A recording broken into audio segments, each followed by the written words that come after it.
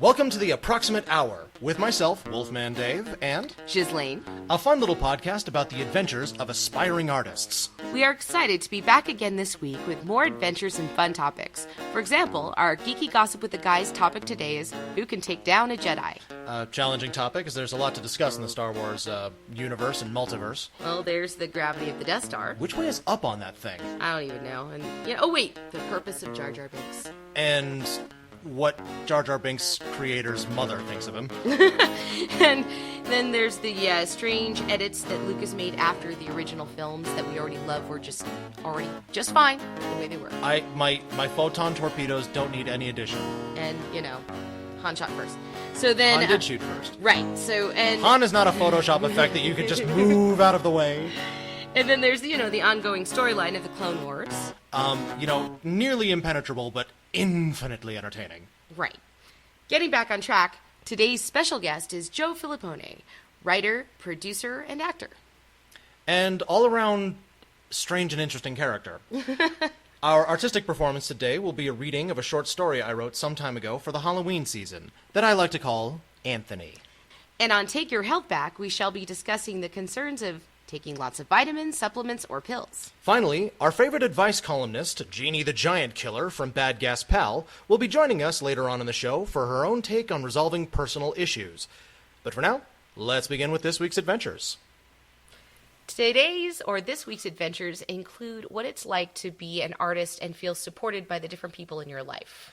And the events that I'm thinking of really actually deal with support in that immediate moment, like what it's like to kind of be there and know where you stand. Well, it starts out when you're a kid, right? You do that recital and you've got family members out there that are supporting you. There's the aunt or uncle, or if you're really lucky, parent that also is an artist, and they identify with you. And there you are. Oh, yes, this person supports me and understands me. Yeah, but you don't always have that, do you? No, you don't. You have the people out there, though, that support you despite the fact that you're becoming the crazy artist in your family. They're like, go you. You're different. You're awesome. I don't get it. You be you, boo. Right, you be you. And as you get older, I think the best way to survive as an artist is to find other artists on that same struggle as you. And we live in the right corner of the world for that, don't we? Absolutely. We do seem to find a lot of them. Hollyweird. Hollywad. Because it's a wad of weird. Right. Anyway, so moving on. People. And I think it's important to note that you also include friends over the time that mimic those relationships from the family. So you've got the friends that don't perform at all, but they come to your shows and they support you and they think you're amazing. The moms and dads, sort of. Right. And then there's that group that you put around you that are also artists that are, maybe crazier even than you are at that moment that you're performing, which comes to our point of this this topic. What happened this weekend when we had to perform for a wedding? All right. So it began it's been a long time since I played guitar this long, and so it felt really good to be back in the saddle. But that said, let me back up. We were asked to do a 5 or 6 song set. It was not very long. It was in fact, it started out that we were just going to do the first dance, and when I said we had a few more songs, they welcomed that. By we, you meant me, actually. Well, hey, I'm way folksier than you. Right, true. And so then it's like, we have a lot of songs. Wolf, get us songs. Okay. Well, on top of that, they lost their harpist. They were on a tight budget, as you often are, trying to have this amazing wedding, and they had to choose between a coordinator or a harpist, and that's always a tough choice, Ends up being the coordinator because otherwise that day ends up being a nightmare for both the bride and the groom. They can't relax. They can't enjoy their day. That $500 is usually very well spent. The harpist is not going to crack the whip on you to be on time. That's right. I mean, the harpist will be on time for themselves. But so we'd offered this as a gift. Again, you keep saying that word "we." You keep using that word. Hey, you loved it, and you agreed to it. I don't think it means what you think it means. So we volunteered ourselves for this whole thing. That's right. And we added some music because we were learning more songs as we were, messing around with the guitar, trying to figure out what we were going to do in general. Yeah. We came up with some more songs. Because for over a couple of days, I just started noodling. And it's like, yeah, how's this sound? Yeah, let's use that one. How's this one? No, not that one. So I'm in the bridal chamber, and they give us the 15 minutes till go. And we had about 10 minutes worth of music, so that's perfect. I get down there, I have 5 minutes to relax for a second, get the DJ to cut off the music. Channel we your play, chi. That's right. We play our 4 songs, our 10 minutes, and then the very last song, the 5th song, was for the bridal party. Everybody besides the bride. The processional of the party. Right. So we're good to go. We've got the timing. Well, I couldn't get the DJ to turn off right away, so it turned out I thought we were going to be now 5 minutes late. Oh, no! Oh, right, and you don't want to be the reason why a wedding's late. That's a negatory. So we get started, we finish our set, I look around to see the wedding party where they are, and no one's ready. And there's this funny sort of quiet that settled over all of these patrons. That we're ready for the whole thing to start. Well, that were ready for something. Yeah, we'd warm them up. Anything all to happen. Like, Sure. we kind of worked the crowd a little bit, and it's like, okay, y'all ready for some love? And now we need to vamp. So we did, and when I say we did, Wolf did more of this than I did. But Yay. here's where the support comes in. This is why we do what we do. Because in the initial moments where we're fumbling over each other, practically, like, okay, what do we do now? Do you have another song? I don't know. Do you have another song? I don't play guitar. Ah! And members of the audience started speaking up. They started singing. We had someone come and join us. Our great friend Tadao Tamatsu. He comes up and just starts singing "What a Wonderful World." Yeah. Somebody requested that out of hey. First after they beat the crap out of the guy that said Freebird, they said sing "It's a Wonderful World," and I'm like, so I started playing it because I knew the tune, but it occurred to me I didn't know the words. And I'm like, hey, Tadao, you do a great Louis Armstrong. Why don't you come up here and do it? And he did. I see trees of green. I mean, he's better at it than you. My So, Louis is not great. but anyway, that being said, we suddenly filled what was going to be no minutes of time to suddenly 30 minutes of time. The audience is having a blast, to include the non-performers, because everyone's feeling more relaxed in this moment of tension Yeah. of why isn't anyone coming out. And it's supposed to be a happy day, and people wanted to feel good, and people wanted things to go well.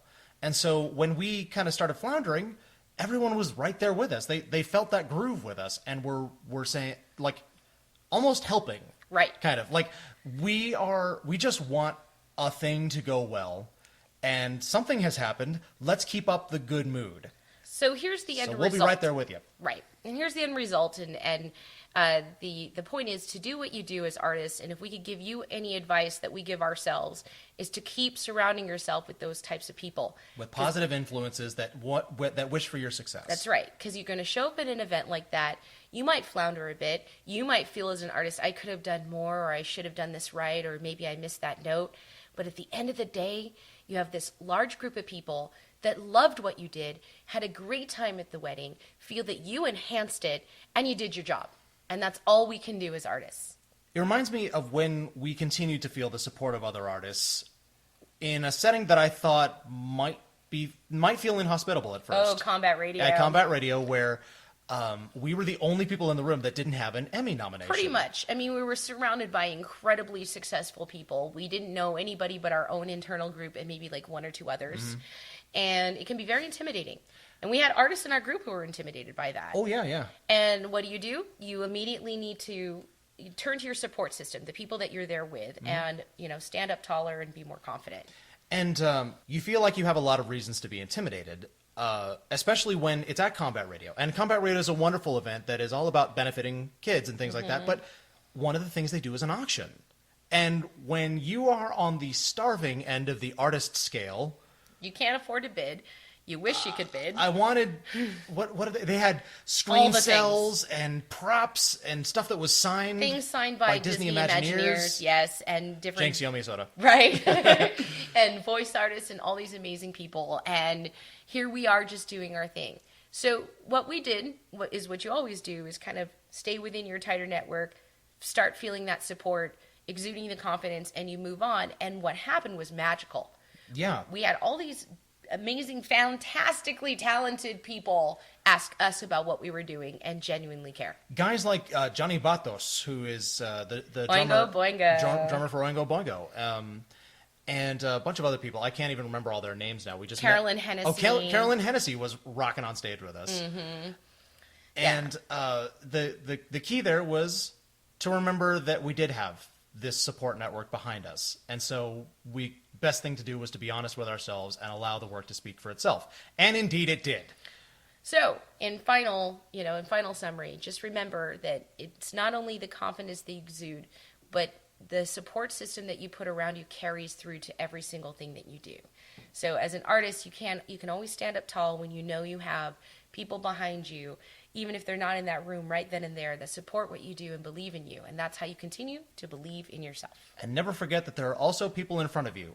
Make sure they're small so you can step on them. Squish. So that's our adventure for this week. Now, I have an idea. Let's change the subject.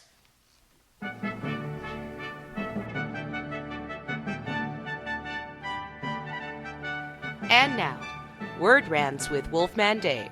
For those who love language beyond abbreviations. It occurs to me that at no time in my life has the word journey been used in its classical sense, meaning the traversing of actual physical space. Same with adventure and quest. Culture at large has left these words behind. Nearly as I can tell, now a journey is a thing you take in your mind over time. Your journey to stardom, your journey through drug and alcohol rehab, your journey to overcome grief, that sort of thing. While you may go other places while on such journeys, for example, and respectively, going on musical tours, going away to a rehab center, and just getting out of town for a while, that doesn't seem to be necessary. I guess a part of it is that travel is just easier these days, so it's not as big a deal to traverse long distances. That, and we've gotten lazier. Going off my "a journey is in the mind over time" assessment, all you have to do is pick the right obstacle to overcome, and you can go on a journey from the comfort of your own home. And people do. I'm one of them. Finishing Breaking Bad in like 2 weeks while reeling from the effects of a breakup some months ago? That was a journey. Emotionally and mentally, just not physically, I'm in a whole different place now. Word Rants with Wolfman Dave. A journey for the mind and the soul. We have Jeannie the Giant Killer here from Bad Gas Pal to share some important life advice. Are you sure this is a good idea after what happened last week? Well, considering the dollar amount of her paycheck, yes. Yes, I do. We don't give her a paycheck. Exactly. Right. Welcome, Jeannie, to our show. Yes, welcome, Jeannie. Thank you for coming in. Thank you, Wolfman Dave. Oh, and thank you, Ghislaine. It's great to be here. Tell us again about your advice column, Bad Gas Pal. Well, it's short for boys are dumb, girls are stupid, and people are lame. Words I live by every day. That's deep. So, we have a letter that came in today from a gentleman in Raleigh. Oh, sounds great. Would you mind reading it, Wolfman? Certainly. Let's see. Some mutual friends connected me to a girl recently as if on a blind date, saying they thought we'd make a great couple, or at least great friends, if not a couple. Of course. So I went out to see her, and we ended up spending the whole day together, trading stories, eating ice cream, and having a lot of laughs. Good so far? Yeah. I thought things were going great, especially when she said, oh my gosh, get this. She said, "I'm going to be the model for a nude life drawing class tonight. You want to come?" Ooh la la. Oh my. He goes on, her being in this class was arranged in advance, and she had no reason to invite me. She could have told me that she was busy in the evening and said goodbye for the day, but instead, she invited me to see her naked and draw her. Well then. And I thought she was beautiful with her clothes on, but after seeing that, I was pretty much sold on her. Oh, I see where this is going. You do? It's textbook. Boys are dumb, and nothing happened between them, and he wants to know if she's really into him or not. Would you just let me finish the story, Jeannie? We already know the ending. Just let me finish. Oh, all right. Thank you. Let's see here. We hung out a while after that, and when we said goodnight, it seemed to be as friends. Aha! Cut it out. If we're just going to be friends, then I don't know what to make of it that she invited me to see her posing naked for 2 hours. Where do we go from here? Help! Thanks. Romantically reeling in Raleigh. See, I told you. Wow. How did you guess the ending? I told you. It's textbook. Boys are dumb and will stick around even if they are confused. As long as sex might be happening. Oh, that's sexist, Jeannie. And to answer his question, the answer is both yes and no. She's into you, but wanted you to make the first move. As much as we've reached the emphatic yes era of society, There are still plenty of women that play it coy and hint until the man makes the first actual move. He didn't make the move, and she lost interest. So, what does he do now? Well, I hope he drew a picture. It will last longer. Well then, another helpful tidbit of advice from Jeannie the Are we Giant. calling that advice? Hey! Jeannie, thanks for coming in. Thank you, Wolfman Dave. I think she likes you. Leave it alone, Ghislaine. I've got an idea. Let's change the subject. We have a little segment we call Take Your Health Back, of which we talk about different health issues that we have and how to resolve them. And since I have resolved none of my own health issues, why don't you lead us in? What are we talking about today? Well, today we're talking about how we've become for lack of a better term, a pill society, where we're always taking pills or vitamins or supplements in order to resolve everyday problems. Popping them pills. Yeah, kind of like that. Yeah. And, whether or not it's that you take a multivitamin and an aspirin and, maybe this other anxiety medication and. Mm-hmm. Well, two of those things that I can speak to off the dome are, one, vitamins. If you're eating actual food, vitamins are in the food. You don't need to take a multivitamin and add it. All it's going to do is make your pee turn green.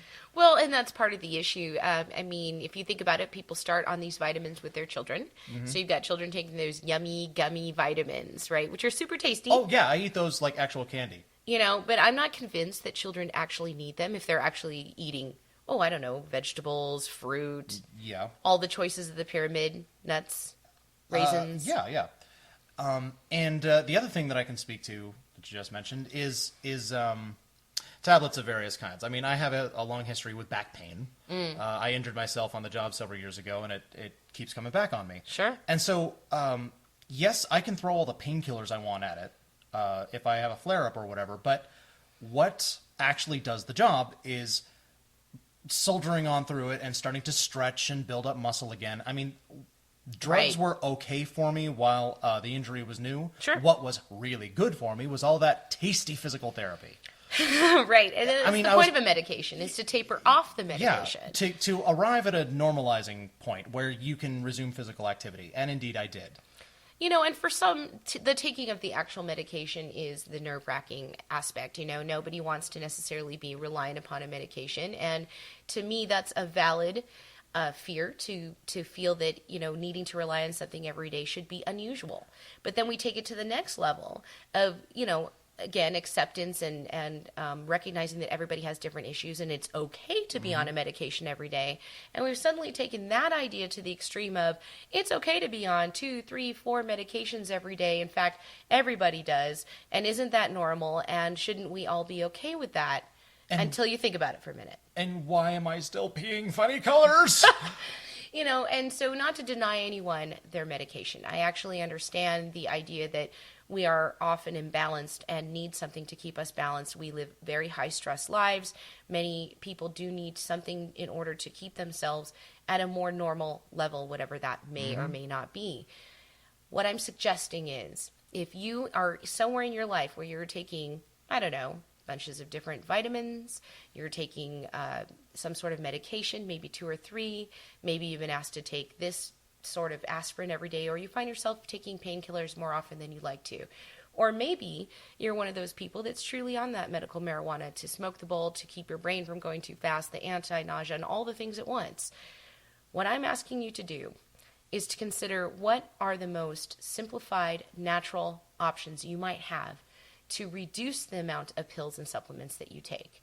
Is there something you could eat that would involve putting more into your diet that might trigger some sort of manufacture of a hormone better? Have you done that research to take yourself to that healthier place and avoid, for lack of a better term, processed chemicals in your body? And it starts at home, it starts in the family, and it starts young. So please, oh please, oh please, stop sending your kids to school with their breakfast of hot Cheetos. I'm tired of hearing this story. Why is it hot Cheetos? Why is it hot Cheetos? They must be super cheap. No nutrients in it. So that being said, of course, we here at Intervision Entertainment and on the Approximate Hour encourage everybody to make their own decisions in life. However, when you do make that decision, consider a healthier one. Take your health back. I have an idea. Let's change the subject. And now, time for Geeky Gossip with the Guys. Joining us is Ryan Phillips, executive producer and CEO of Intervision Entertainment. Hi, Ryan. Hey, Ryan. Hello. So, let's see. We're talking about characters from the Star Wars universe that can successfully kill a Jedi Knight, to include Boba Fett. Boba Fett? It's Boba Fett. Yeah, he never killed the Jedi. Oh, you mean that tasty drink with the balls in it? No, Boba Fett, son of Django. Oh, I love that movie. Jamie Foxx was hilarious. No, it's a different Django. Different movie, different genre. And there's no D. Oh, I know. The D is silent. Not where I come from. Anyway, so, like, Boba Fett, never killed a Jedi. No, he didn't. He tried. He gets a lot of credit because on the over the Starlock pit, he did go straight for Luke. Yeah. But he lost that fight. Well, yes, because some gimp who was completely blind accidentally hit his jetpack and knocked him in. Yeah. He went out like a punk. Well, yeah, we did go out. Went down a Sarlacc's gullet. He did make it back out of that, but that's a completely different subject. Well, no. Let's talk about this. Hang on a minute. So Boba Fett is one of, like, the most overhyped characters in the entire Star Wars universe. Because, let me tell you what he did. In The Empire Strikes Back, he stood around looking pimp, but otherwise stood around. He actually showed up in a 1978 Christmas special, and from there he was just popular. Don't even with me right now. Just went there. Don't even with me with the whole Christmas special thing. Not canon. Didn't happen. You know what else that Back then, everything was canon. It was all Lucas all the time. No, you know what else was in that? A sex tape for Wookiees. Okay, so I don't want to hear about it. Okay, so getting back to who could kill a Jedi Knight. Boba Fett can't. Okay. Yeah, Okay. Yeah, So we're ruling agreed. him out. He agreed. Yeah, went out like a punk. Now, 'cause- are we going to only talk about him or the Fets in general? Well, the Fets in general don't really count because Django he fought Obi-Wan once and ended up running from that. And Yeah. then he tried to attack Mace Windu, and that didn't turn out so well either. Yeah, he was decrepit. So we're ruling them both out. Yeah, okay. The clan Fett is out. Is out. Moving on. And, Sith. so since they're Force users, so they kind of are in the same category Yeah. with Jedi. And I think what we're really talking about is what non-Force users can kill a Force user. Yeah. And aside from the guys trained by Darth Revan to cloud their minds so the Jedi senses didn't pick it up, Right. and even then, a lot of them aren't noted by name. Right. Well, and you've played more of Knights of the Old Republic than I have. I did get him from that, yes. So, and I've been doing my internet research. Yeah. So what you've got going on back there is that when the Sith were numerous, it was kind of a draw, really. I mean, a powerful Jedi could take a... So we're saying a Sith can kill a Jedi, but they're the same as a Jedi They're because they Force use the users. Force. Yes. Force users. So do they count or not? I'm calling... Well, I think they count as the who can kill a Sith as well. yeah. Because they have the exact same attacks and defenses as the Jedi. Well, the Jedi don't use the lightning, and the Sith don't use the absorb skill, so... Yeah, it's Okay. kind of balances out. I think was it HK-79 was also from the Old Republic. Yeah. Was a droid designed specifically to kill Jedi. There's no specifics done. It was only listed in both the books and the video games he was in. He had a high Jedi kill count. Okay. Well, speaking of droids, General Grievous. Now, did we see him take out a Jedi? Only in Clone Wars in Clone Wars. Yeah, because he waxed Jedi left and right. In, 3 or 4 at a time. In the Clone Wars series. And partly, he has a stronger body. He's got sort of an Iron Man thing going on, where he's got a robot body. And he can carry 4 lightsabers at a time. And he uses the robotic processing, so his reflexes go faster. And in fact, he's listed on the Star Wars wiki as the only non-Force user to ever kill a Jedi in lightsaber combat. Well, and if you play, the Lego Star Wars game, this happens all the time. Okay, yeah. Well, it's because General Grievous, until you actually hit the movie in which his CG model debuted, was a right BA. Oh. Just a right bastard. Right. Well, and even then, if you go with the shorter Clone Wars, the one where they attack Coruscant, Yeah.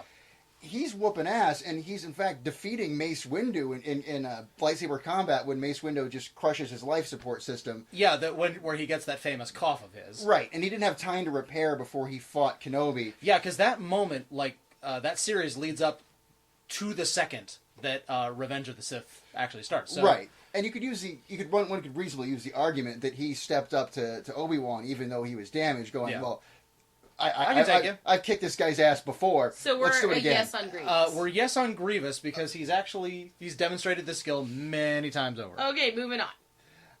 The other An one, overwhelming amount of firepower. Order 66, yeah. yeah, Order 66, where they just threw tons of clones. And that seems to have been, in the Old Republic, the way you took out a Jedi. You just threw so much firepower at them that they couldn't block everything. You just got to get something through that net. Right. And you don't close with them, and it might take a platoon of 200 guys. Well, now here's where I'm curious. I actually need you to answer this for me because I didn't play Knights of the Old Republic. But it has characters that are not Force users. Right. You have like smugglers and bounty hunters and the equivalent of stormtroopers, I guess. Yeah, well, yeah. There's different troops going around. Knocking around with Old Republic Jedi and Sith. Right. What worked really well in that is to have your Force user fighting in combat and have your other guy shooting at the Dark Jedi. Yes. Okay. Which worked out great. Because I'm counting it as fiction, but Yeah. I'm making a concession for the fact that it's a game mechanic that they have to account for. So it still falls under overwhelming amount of yeah, firepower. yeah. It is canon, as far as I know. And the other thing is, there's a line in, dare I say, The Phantom Menace. I'm sorry, but where the young Anakin says, "Oh, well, nobody can kill a Jedi," and Qui-Gon says, "Well, that's actually not true." Well, And I'm wondering what he was talking about, because I don't think in the film series we actually see a Jedi or a Sith get taken out by a mundane of any kind. Well, there is the part... Except for Order 66, when it was just massive amounts of dudes shooting a fish in a barrel, pretty much. Well, the end of the Clone Wars as well, where they had those 30-some-odd Jedi in the arena, and they just launched however many hundreds of battle droids at them. You notice they didn't show any individual Jedi being shot down. Right. But as you're getting the panning scenes over the battle, you do see Jedi dead on the ground. Yeah. So we can agree. Overwhelming firepower, yes, but no one individual with a mundane weapon. And not particularly efficient, obviously. Right. Yeah. Okay, so moving on. Cad Bane, and he actually he actually represents the toughest of a cadre of bounty hunters that you see involved in, and I would even put Boba Fett in the Clone Wars. Yeah, same class of character, I think. Where routinely they'll end up trying to take on a Jedi. In fact, Cad Bane actually notes at one point when he tries to take Obi-Wan that the credit bounty is up to 1 million credits per head. Yeah. And he tries. He's just. And why would you not? Yeah. He's not. He's just completely ineffective. He gets pushed back, and I guess you could technically say he did capture some Padawans. Yeah. At one point, but he never is able to hold his own against a Jedi Knight. Yeah, a knight proper. Yeah. Because I think whenever the chips were down, he actually did cut and run, same as both of the Fets did. Right. Yeah. So is he a no? He's definitely a no. That's a no, I think. In fact, all your top end bounty hunters, and that seems to be a routine thing that comes up over and over again, is you got a lot of guys who try. Yeah. And when they walk in with a lot of confidence, they usually end up running before the end of the fight's over. Well, no, I might have an exception for you though. A guy who flashed Mandalorian signs. He wasn't a Mando himself, but his name was Dirge. The last person on our list. Yeah, in the cartoon Clone Wars series. He was, because bounty hunter is such a nebulous thing, it can basically just mean mercenary at this point. I think that is the basic term. And the bounty that you collect, I guess, is your pay for being a mercenary. So this dude who was flashing the Mandalorian skull, wasn't Mandalorian armor, but his name was Dirge. And you see him leading armies of battle droids. And here's a dude who can take a tank with a lance. Like, he's on the back of a motorcycle with a lance at his head, carves a divot into a tank and blows it up. So this guy is tough stuff. Then you see him take on Obi-Wan Kenobi and a scad of other Jedi. And through sheer physical might, he can knock them back and forth. And he's just a gunslinger at that point. You think he's just a dude. Just mowing them down with firepower. Obi-Wan runs him through with a lightsaber, and the dude gives the creepiest laugh I've ever heard. And he's revealed for what he truly is, this hideous tentacle monster. He's knocking Jedi left and right. And the funny thing is, it's hard to say, spoiler alert, it's hard to say that they won and he lost, because apparently he has this Wolverine-like ability to regenerate himself. Giddy managed to kill one in that fight, though. I can't remember, actually. So he's a maybe? Okay. So just for funsies, let's go outside of the Star Wars universe. Wolverine. Now, we've already seen that lightsabers have trouble with some metals. Like, there was that blast door that Qui-Gon couldn't quite get through. So some metal can tolerate a strike from a lightsaber. I'm going to say, if adamantium advertises itself as the unbreakable metal, then that adamantium is that metal. Well, then you just basically anybody, any Starfleet officer with a phaser set on wide beam, because a flamethrower, as is demonstrated with Boba Fett, kind of just morphs its way around there. Well, you can't block a cloud of flame. Yeah. The same thing. You just put it on wide beam, which basically brings out this cone of energy, and you just have gone around the blade. Interesting. Okay, so it's the overwhelming firepower in the hands of one man. So we've thrown Wolverine and Captain Kirk into a fight with a Jedi. Okay. Who do we actually think wins? Oh, Captain Kirk, he just doesn't lose. Okay. He's Kirk. He just Wow. shags his way out of a bad situation. Excuse me, I'm too sexy to die. Well, see, he would defeat Wolverine, and he'd inevitably... Hold on, why is that a given? He'd defeat Wolverine, and he'd inevitably be up against some female Jedi and just seduce her. Okay, see, I'm not sure if the host of this show agrees, so thank you so much for coming in, Okay, Ryan. hang on a Let's, minute. in summary, let's see, we've got the Fets are a no. Fets are a no. They're just regular bounty hunters and definitely no with the rest of them. That's a negatory, Ghost Rider. Okay, the Sith. Sith, yes. The Force users, yes, can definitely take them because they got the same powers. Yep. Okay, well, and that's kind of part of the argument. Is it really valid if they're kind of the same? Because they're also Right. Force users, but okay. Or is it more badass if they don't have the Force? Right? Okay. Right. Like Grievous. General Grievous. Grievous, definitely Ding, a yes. ding, Ding, ding, ding. Yeah, he killed more Jedi than I think anybody else on screen that they showed. Sure enough. An overwhelming amount of firepower just thrown at them. Yes. If you but you need a lot of dudes. If you take the Death Star and just shoot the planet out from underneath them, you're good. Okay. Oh, that's one we didn't encounter. Okay. One Death Star. Yes, I would like one Death Star, please. Bounty hunters such as Cad Bane. No. While they had a great reputation, they never actually won those fights. Never really took a Jedi. Nope. And then we have a maybe left on Dirge because we don't know if that actually yeah. happened. We'll say he fought him to a stalemate, which is still not a victory. And I'm just going to say on the overwhelming firepower note, what if it's Iron Man and it's like one guy with like 87 guns on his body? Possibly, but that's for another story. Again, thank you for coming in, Ryan. Iron Man could take a Jedi. All right. You want to be a real And pedant Wolverine about it. wins them all, and no one agrees about your Captain Kirk theory. Thank you so much for coming in, Ryan. Everybody agrees on Captain Kirk. Okay, Iron Man versus Captain Kirk. Captain Kirk, he just figures out Oh a my way. goodness. Iron Man. You Hold on a can minute. put Captain You Kirk are on wrong. one. You are wrong. In the spirit of Halloween, today's featured performance is a reading of Anthony by Wolfman Dave, inspired by The Viper by Alan Schwartz. He was calling himself Anthony these days. Anthony was still unpacking boxes in the gray dimness of the first day, still putting boxes onto shelves and clothes into drawers, and the heavy thing in the wooden box into a safe hiding place.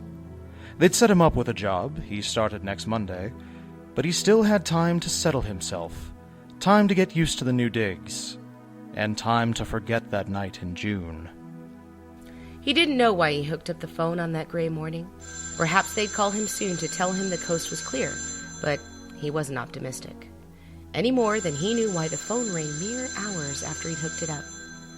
Maybe his new landlord or his new boss, any more than he knew why he picked up as enthusiastically as he did. "Hello, this is Anthony," he said with feigned cheerfulness. Hello, Anthony. Said the low, tense voice he didn't recognize, with a touch of some foreign accent he couldn't place. I am the Viper. I come for you in 2 days. Anthony felt the muscles in his back pull tight as a piano wire. His grip tightened around the phone, still held to his ear expectantly, as if the silent static of a dead line would give way to some further details. A full minute later, he set the phone back down on the hook and thought maybe it was just a crank caller. No one at all had this number except the agents and himself. It must be someone having a laugh. Or maybe... no, it couldn't possibly. It was just a crank caller. Anthony made himself a snack and tried to put it out of his mind. In the late, dark afternoon of the second day, Anthony found himself quite uncharacteristically enjoying a cup of tea. His old self wouldn't have had one at all, or wouldn't have enjoyed it. But Anthony was just that type of fellow, he imagined. He set his muck down next to the wooden box with the heavy thing inside. Boss Magnus once told him never to let it out of his sight. Since the phone rang yesterday, he hadn't. The phone rang again. Perhaps it was his new job. He started Monday. Calling to give him some details. It was probably important. He stood and picked up the horn. "Hello, this is Anthony," he said, again feigning some enthusiasm. Hello again, Anthony, said the Viper. I am the Viper. Be ready. I come for you tomorrow. Anthony shifted his weight from one foot to the other. He gingerly set down the phone and felt sweat bead on his forehead as he racked every corner of his brain for an answer. The Viper. He imagined he remembered someone who used such a name. The Cobra, the Anaconda, the Constrictor, maybe? No, it must have been the Viper. But who was he? One of Boss Magnus's soldiers? An independent hitman? He opened the wooden box and ran his fingers over the heavy thing inside.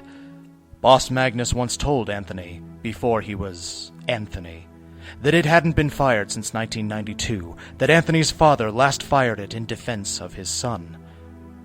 How fitting.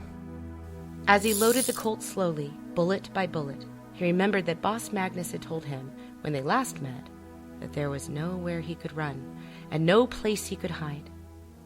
Maybe he was right. Maybe he could never escape the mistake that he made that night in June.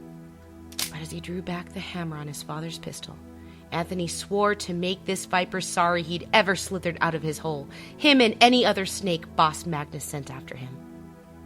He sat on the sofa chair in the front room, laid the pistol on his lap, and waited. The hours passed like days as the blood pounded in his ears and electrified his fingertips.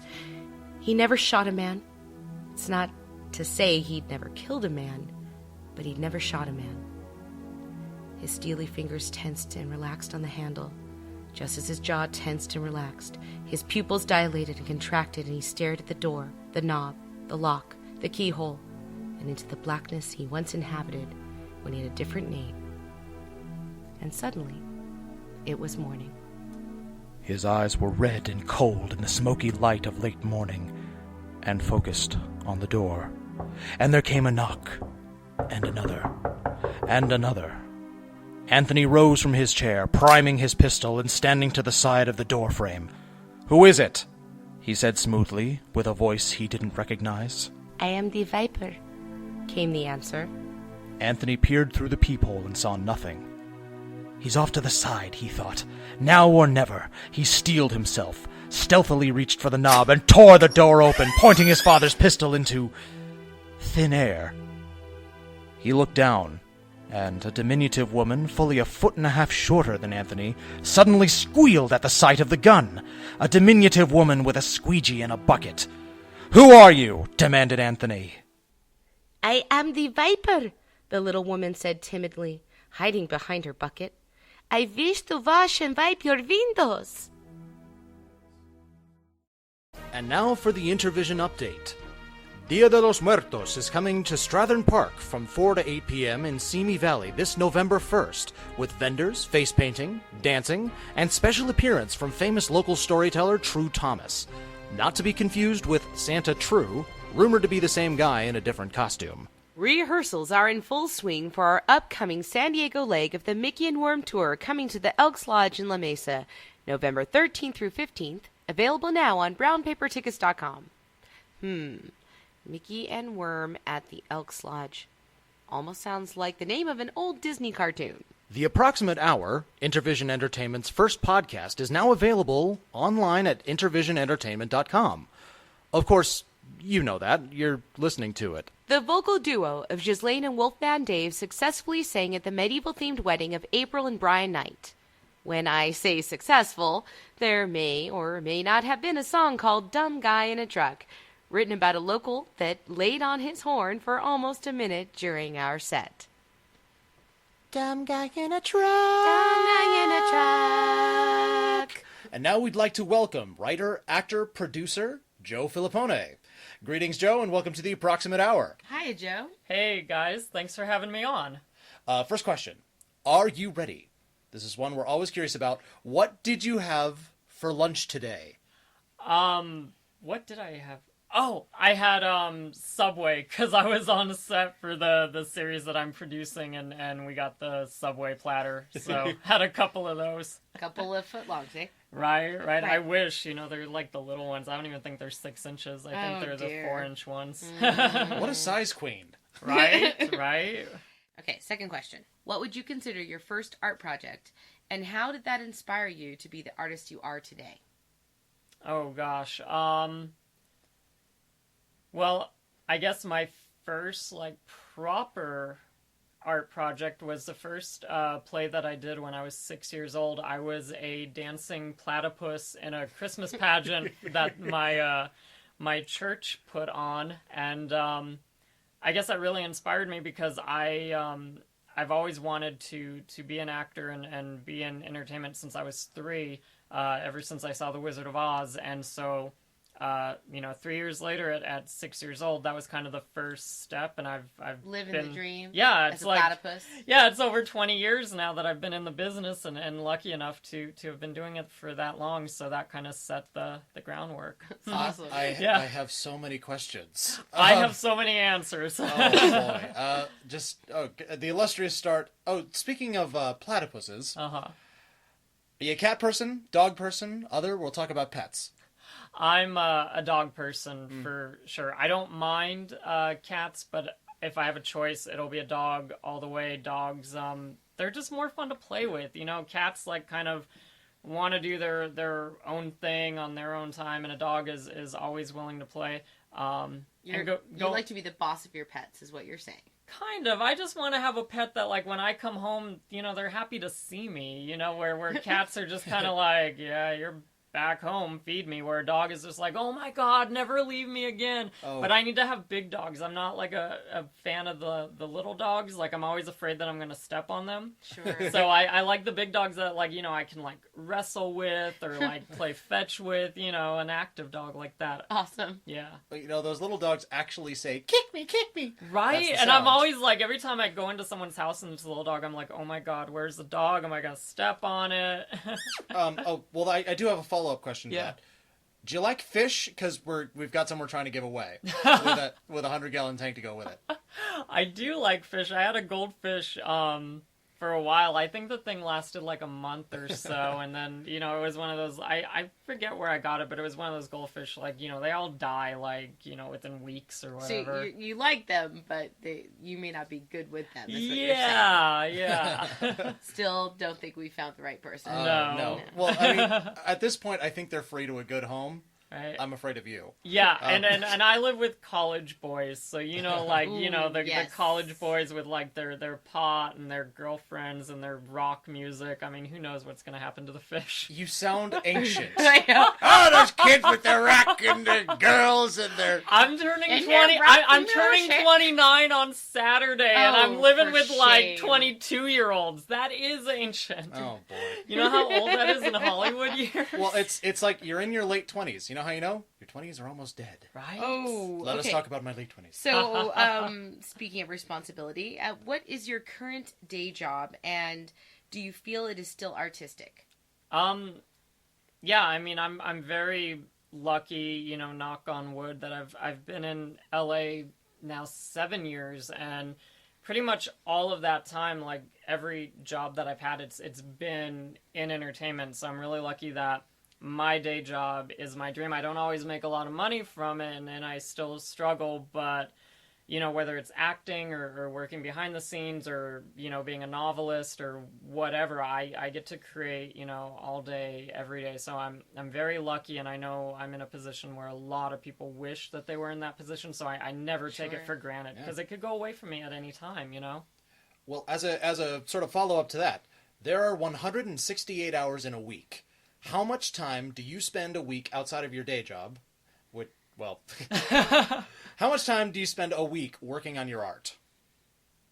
Probably most of those hours. I'm, such a workaholic, and we had kind of talked about, earlier, where I'm always doing something, you know, to if it's just jotting down an idea for, you know, the next book, or going over lines, you know, in my head, or thinking about what I got to do for, you know, the series that I'm producing or whatever. It's like all of those, and even when I'm sleeping, like it's gone to that point now where I'm you know, You dreaming about the things. You actually sleep. Occasionally, not sometimes not that long, but thank God for coffee. Well, I wonder if the audience picked up that whistle.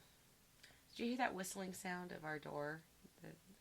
Joe, can you shut the door real quick? Yeah, right. we you know, we record this podcast in the beauty and comfort of our home. By the way, I'm leaving that in. Right? That's too funny not to. Well, and now I've given you something else to obsess about, because now you know how many hours there are in a week. And you're gonna be like, okay, that's 8 hours last night sleeping. Right. Oh boy, I'm only down to 160. Right. Oh, The worst thing is I'm taking a class right now with 2 casting directors, Megan Foley and Chuck Mara, and they gave us a schedule to block out like every 15 minutes in a day. And looking at that, I was like, my God, I need a social life, because it was like all like work, and then I was like breaking it up into like all the categories of like the different jobs that I have, and I was like, I literally have no life. Like I'm a boring person. I'm that workaholic that doesn't do anything. Well, no, Although our work is fun. Yeah. Well, here's your social life. I shall be in a play. Right. Social lie. Right. And I think, like, you know, when you love what you do, like we do, like it doesn't feel like work, you know? It's true. And you do spend a lot of time with people you care about, which is awesome. Yeah. Okay. Big, important question. All right. What is your favorite hair color? On me or other people? Sure. Yes. You're not the first to ask that, so. You know, I like, you know, reddish brown, and like an auburn. Yeah, and I think if I had like the skin tone to do it, I'd want to go like red and be like a redhead, and Sure. I also love like the two-toned, you know, like if it's blonde with the dark roots. Right, anything. right. I think that looks really cool. Yeah. Okay. Nice. Cool. Awesome. Okay. Finally, if you were in a fight with a Jedi Knight, name at least one reason why you would win. Because I've got amazing wit, and I would tell a really funny, dirty joke and make him laugh, and that would be my end to lightsaber him to death. So you'd like the cut of his lightsaber, but he'd like the cut of your jib. Right?